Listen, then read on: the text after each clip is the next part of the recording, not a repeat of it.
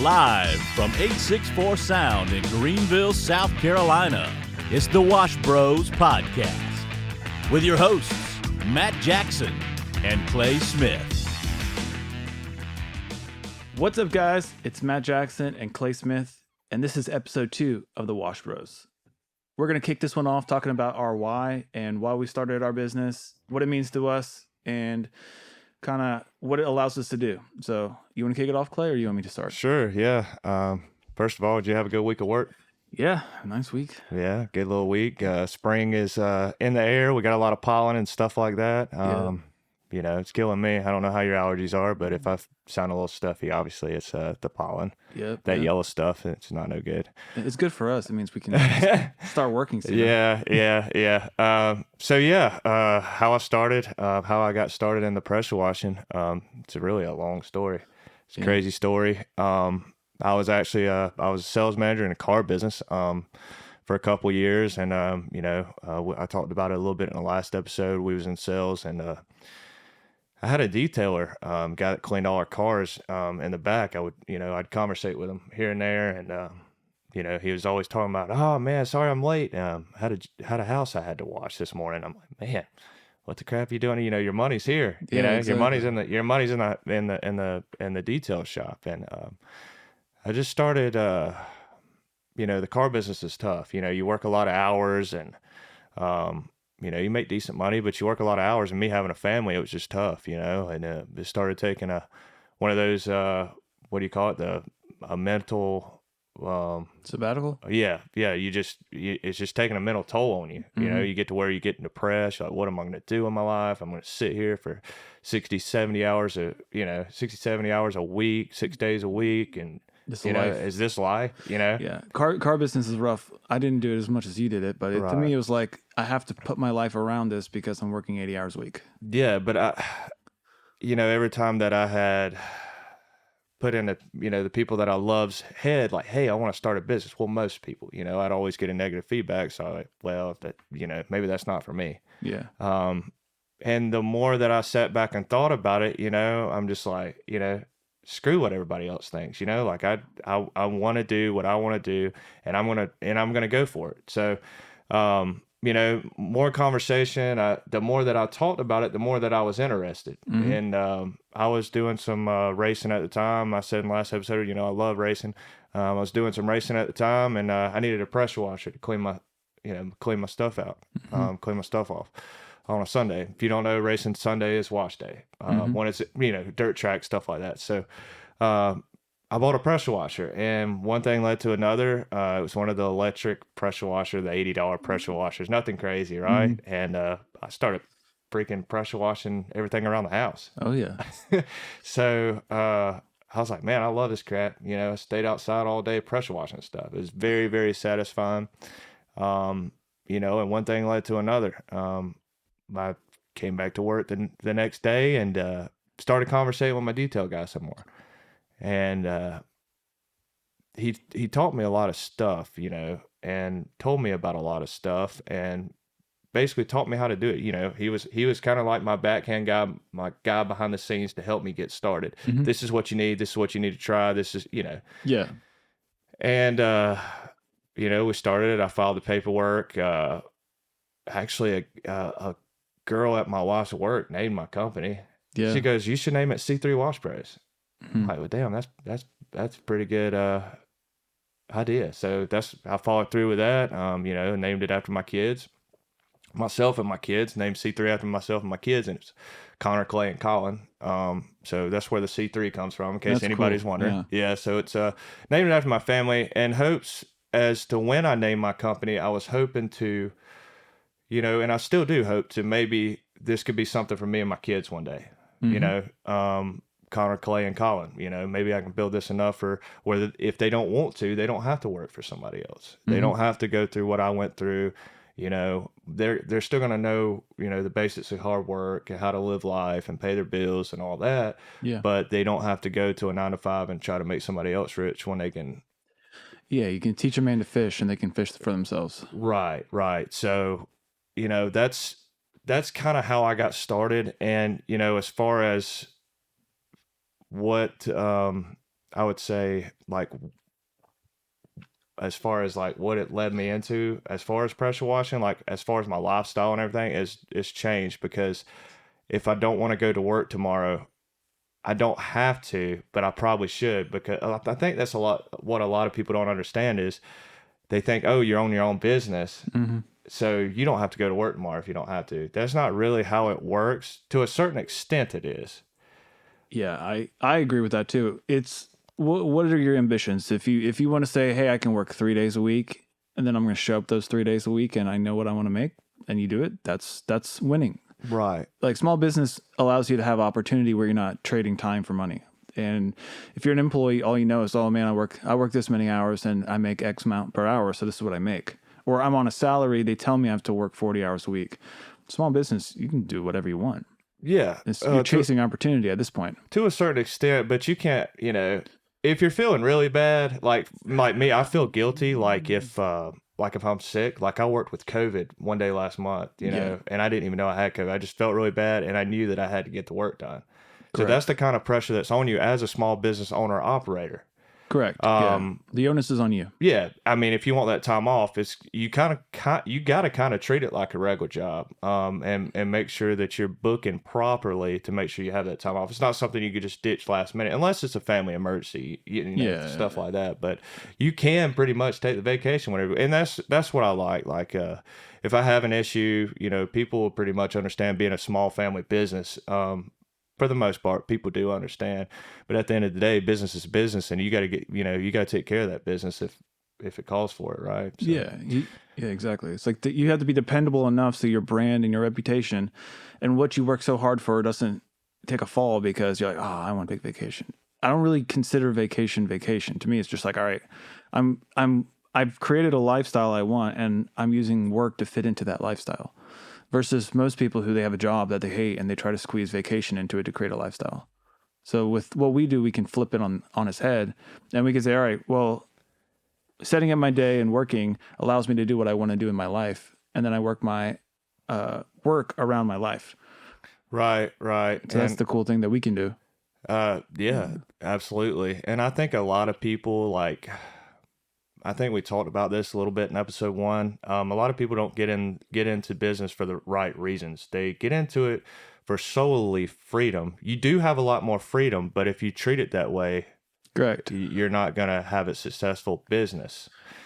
Correct. And you could probably catch yourself getting back to the same habits that you had at your regular job. Correct. Yeah, it's like who you are as a person dictates who you're going to be as a business person. It's not a separate thing. You don't put on your business hat and say, all right, I'm a businessman now. All right, I got a business. Like, I'm an entrepreneur. Right. But you're still a person who was a bad employee or just wasn't a hard worker. If you're just doing something because you want to have a title, like, oh, I'm an entrepreneur, or here's my small business, look at me.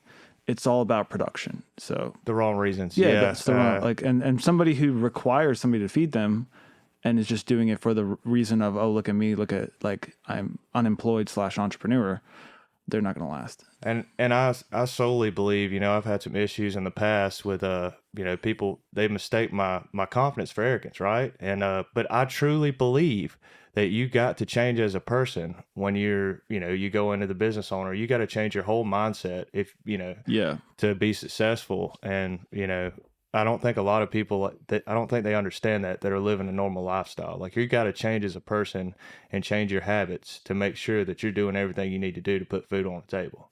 Yes. Because I mean, if you're living I'm not going to say a boring lifestyle, but if you have bad habits, I mean, it's just, as an entrepreneur, I would say that if you have bad habits, it's something that you got to take care of very quickly, or you're gonna fall downhill. Yeah, those habits will be amplified because all of it is on you, as opposed to you showing up and halfway being involved, or like what do they say? Like 70% of the people who show up to work are just not engaged at all. Right. It's like most people can coast, but when everything is on you, if you don't have what it takes, it's going to be very evident very fast, and you got bills coming up, and you put a lot of pressure on yourself. And like this past week for me, it's like my numbers were great, but it was like I was talking to Clay the other night. I was like, my theme for this past week was problem solving with a smile. It's like if I took everything that came at me, whether it be like customer service issues or just training or dealing with the weather, dealing with time, dealing with stuff, it's like, man, what am I even doing?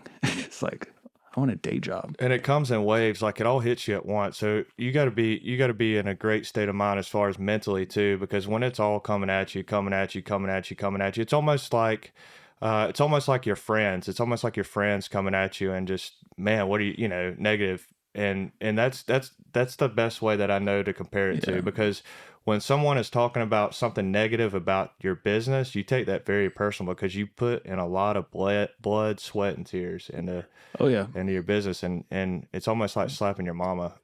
Yeah, and it's almost like your mama. You have to have unconditional love with yourself and your business, because not everybody's going to have that same love, as we're talking about in our last episode. And if you don't have like emotional intelligence, and if you're not your own therapist every single day, you're going to get wrecked. Correct. Because like it takes, like you're saying, it's not cockiness, but it takes a huge level of self-confidence to plow through all the negativity and the BS that we deal with, not just competing in our own minds with ourselves, saying, hey, we want to drive forward. We want to better ourselves from yesterday, and dealing with failure on that end. But also when customers come at us and they're like, whether it's something that we can't control or not, we still have to take ownership. And it's one thing that, as I scale a little bit more and I have employees, it's like, man, this is a whole different type of mental beast to deal with. You have to just deal with like this, your skin has to get even thicker, because it's like, I did everything I could. The people I have in place did everything they could, but something happened, but I wasn't directly on that. So I don't necessarily know what happened. So now I kind of have to fall in front of a sword. And that's what it takes as a leader and as a business person, where you just have to have super thick skin and be like, hey, look, the first 2 jobs today pounded me in the face. 2 text messages from customers of previous jobs this week pounded me in the face. I got to show up today with a smile because this current customer I'm with doesn't know any of that or doesn't care about that. And I have to give them that customer experience that they deserve to keep my business going forward. And then at the end of the day, you get a Google review from like 4 days ago and you're like, I'm good now. Yeah, right. It's like the up and downs. It's the waves of the day to day is insane. I mean, and you use it as a learning experience. And when I was in the car business, we always said that, a bad review is always good too, because we need to know feedback. Yeah. We need to know how we can make ourselves better. Yep. And then again, you use that as a data point to fix whatever flaw you may have in a system, or not even a flaw, just something that you haven't thought that needs to be like, hey, this is a procedure we need to implement. So. Right. So we haven't really talked about it that much, but as far as Matt, the driveway guy, like, how did you start that? What made you get into pressure washing? And kind of like where the Matt, the driveway guy come from? Yeah. So it takes me back to my college days. This was like 2011. Pretty much over the summers, come home, I'd play like summer baseball, and then figured I didn't want to take on a job because I had obligations like in the evenings and during the day when I was playing college sports. That I was like, all right, well, my focus now is how do I stay competitive on the field? And I didn't want to / really didn't have the time to dedicate myself to working like a summer job, 40 hours a week. So I picked up pressure washing with a buddy I was doing over the summer, and he was from the Florida area, so that's what they did down there. Yeah, that's the pressure washing kingdom. Yeah, so he's like, oh yeah, down in Florida, they're like, this is what we do. So of course, I didn't know what to get, so we go to Northern Tool, and I get the staple. It's a 4 gallon a minute, like 4,000 psi Honda machine. So. Good budget professional pressure washer from Northern Tool. And then I got a surface cleaner attachment and a wand, and I just went to town. It's funny because I actually got a turbo tip. And oh, Lord. So, yeah, if you go way back on my Facebook page. I did the same thing. I have a turbo tip. There's a video I made that looks pretty sweet from like 2017 of what I had when I started. And it was a turbo tip, and I was turbo tipping driveways and stuff like that. Heck yeah. It makes mulch go everywhere. So, yeah. I didn't start with all the information I had. It just got me in the right direction. Like you said, you had your contact, and he's like, hey, go here. So that got me in the door. And then I started doing stuff a little bit when I was sick of my corporate jobs in like 2017, 2018. Created a Facebook page, 2017, was super gung-ho. Then I got terrified. I didn't want people to judge me. I didn't want to post anything because they're going to be like, oh, people are going to think I'm stupid. Of course, Who do they think I am? That does go through your mind, yeah. So a year later, 2018, I decided to pick it up again because some random person hit me up and asked me if I pressure washed. I said, I'm not even saying I do, but I do. And then I ended up making like $300, which back in that day was like, man, this is awesome. Yeah. So took that pressure washer, threw it in the back of my truck, and just was operating on the back of my truck, just throwing everything in there. No organization, just doing like striping driveways all day long. It was great. And then I decided, hey, I can make this serious. So I started applying what I did with my sales and marketing experience in my corporate jobs to my pressure washing. And then I just dove deep into these like pressure washing forums, PWR, I don't know. It was one of those like forums online. This was before Facebook was really huge. So I had to go into like the actual message boards. Man, I learned a lot in those groups. Yeah, there's a ton of information. And then YouTube started getting really big. So this was like 2018, 2019, and then Facebook groups. So I figured out, I moved from that 4 gallon a minute to building a trailer with a buffer tank on it, and then putting a 5.5 gallon 2,500 PSI machine on there. A little bit better, nothing huge though.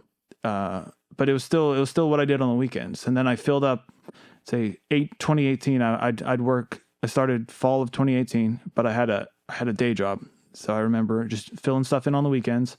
And then spring of 19, I was doing it part-time. And then from there, just kind of got to the point where I was like, I either have to quit my day job or I have to do this part-time. And I can't, there's not enough time in the day to do this. So 2020 hit, COVID hit. I was like, well, if the world's going to end because of this virus thing going on, and my day job is working at home now, then I'm going to go all in on this pressure washing business. Because I was working remote, I was working at home, and then I would literally run out and pressure wash during the day, make sure that I was available on my phone for my work email, and then I would come home and I'd work from like 6 o'clock to like midnight and finish up any outstanding emails that I had. So I was playing the system on both ends, but then I was like, man, I'm making like double the money I'm making at my day job. What am I still doing at my day job? So it was like June of 2020, I decided to go all in. And then I went all in on my pressure washing. And then I just started going 100 miles an hour. You were consistent. I was consistent. And that was the biggest thing. I was able to be consistent with people. I was able to use all the time I had. And swap services with a guy on Instagram that really helped me out. He shot a really good video for me, and we kind of traded stuff because he saw that I had like a GoPro, and he's like, hey, that's cool, but I could probably help you with a professional video. And from that point on, like I got this cool video. I just started dumping money into Facebook ads. I think I put like $50 a day into ads. So yeah, like in that 1 year period, I hit like 1 million, 2 million people on reach. And then I kind of put my name out there as Matt the Driveway Guy. And then since then, I've just been kind of replicating that formula. And then where I am now, I'm at the point where I have 2 trucks, and I'm having to scale because it's, again, the same situation I ran into leaving my corporate job. I was like, I have too much work for just me. I have to have another truck. Right. Just like when I was at my day job, and I was like, all right, I can't just fit this in the weekends. I have to commit to more. So, but I'm not quite there yet, but what would you say is the toughest part of, as far as scaling, making that first jump as far as to scaling your business? So what would you say? I know that you got, you're going from basically 1 truck to 2 trucks, or yeah.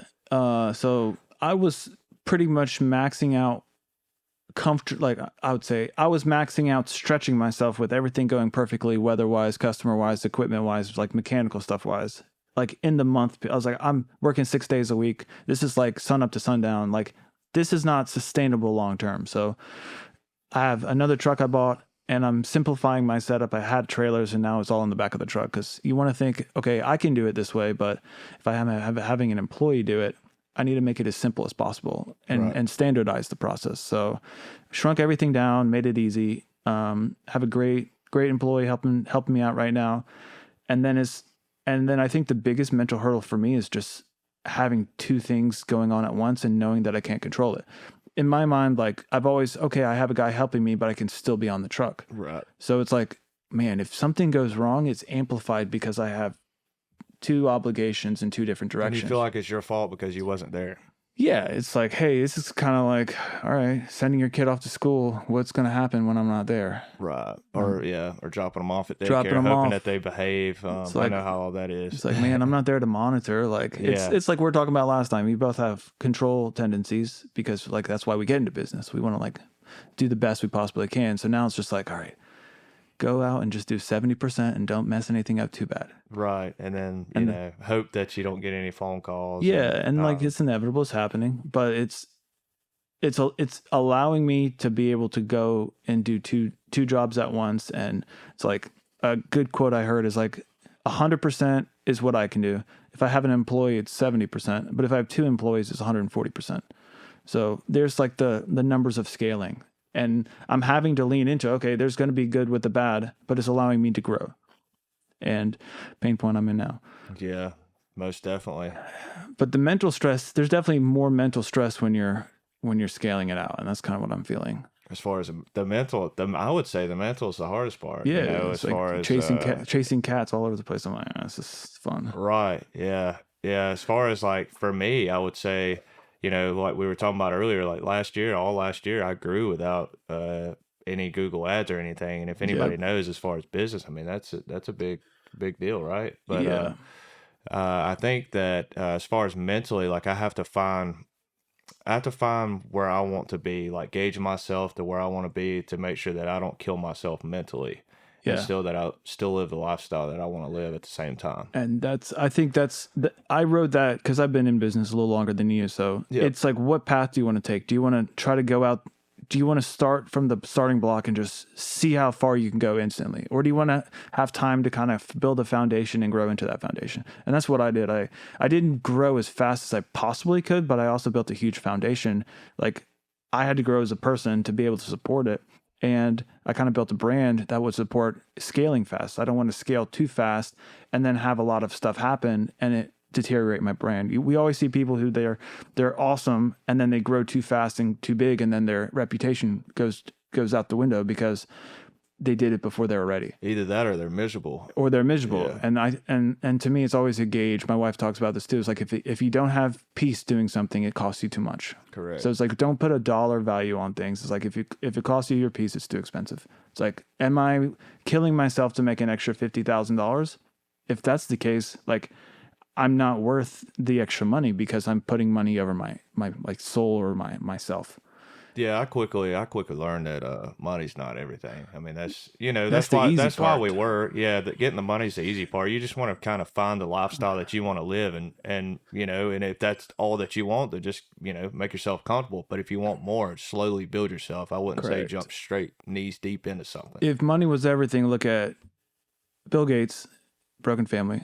Elon Musk, he's a funny guy. Yeah. And then Jeff Bezos, broken family. Yep. It's like money isn't everything, but I think money is the easiest thing to measure because it doesn't require anything else. It's hey, I can go out, work really hard, kind of get lucky in business, put everything in place and get a lot of money. That doesn't mean I'm a good person. But it's always easy to say, oh, you make a lot of money, so you're a good person. It's like, but it's a multifaceted thing. So like, oh yeah, just go out, work hard. Who cares if everything you touch burns into flames and you have no friends and you have no peace and your family hates you? That's not success to me. Success to me is having that lifestyle and being well-rounded. Yeah. Yeah. I feel like a lot of people, like, they want to, as far as like successful people, rich people, I wouldn't say rich people, but people that carry themselves very well and sometimes make themselves out to be something that they're really not. And it's almost like the sell or be sold thing. Like a lot of people sell themselves differently so that people will follow them. And I don't think that sometimes people realize that that person could be leading them into the wrong path as trying to make themselves look successful. Yeah. If that makes sense. I'm not like, here's something I've talked about too on like other things I've done. It's like, what we put out is like bait for fishing. So like if you're fishing and using this bait that's like a really attractive like hustle get rich quick scheme thing, and you see it online with all these like YouTubers or like the motivational speakers where it's just like, if you achieve this, you'll be happy. But are these people truly happy? Right. Like, you never see them with their families or with their wives, and then you find out, oh, they got divorced and they're dating some like 28-year-old and he's 50. It's like, what are we chasing here? Right. It's like, are we chasing a shiny object that has no depth to it, or are we chasing a valuable life full of depth? And are we good people to each other? And are we fun to be around? And sadly, that's the world we live in nowadays. Yeah, it's like the rich, grumpy neighbor with all the cool cars outside. He looks cool to us, but he has no family. He has no friends. he's probably not very happy. Yeah. I haven't seen many young people driving Corvettes or, the newer Corvettes or Ferraris or McLarens or Lamborghinis or anything like that, so. That's another thing too. It's like, okay, don't compare the chapter you're in to somebody else's chapter. It's like, hey, that dude down the street, maybe he was born into a family that was really had a business and they learned everything and he just followed their footsteps, or he got lucky, or like stuff just worked out perfectly for him. I mean, we talk about that a lot. A lot of it's luck, right? A lot. I mean, shoot, I started this. I went all in on this right during COVID when the home services space blew up. My corporate job was the opposite because it was supply chain. It was everybody's working from home. It was big corporate businesses. They're shutting down their spends. A lot of people who were heavy in the commercial space with pressure washing, they got slaughtered in 2020. So a lot of it has to do with luck. And a lot of times if we take ownership of that luck as like, oh, this is me, and it built our ego, we're setting ourselves up to fail. And it's like we're being top heavy. It's like we're fragile.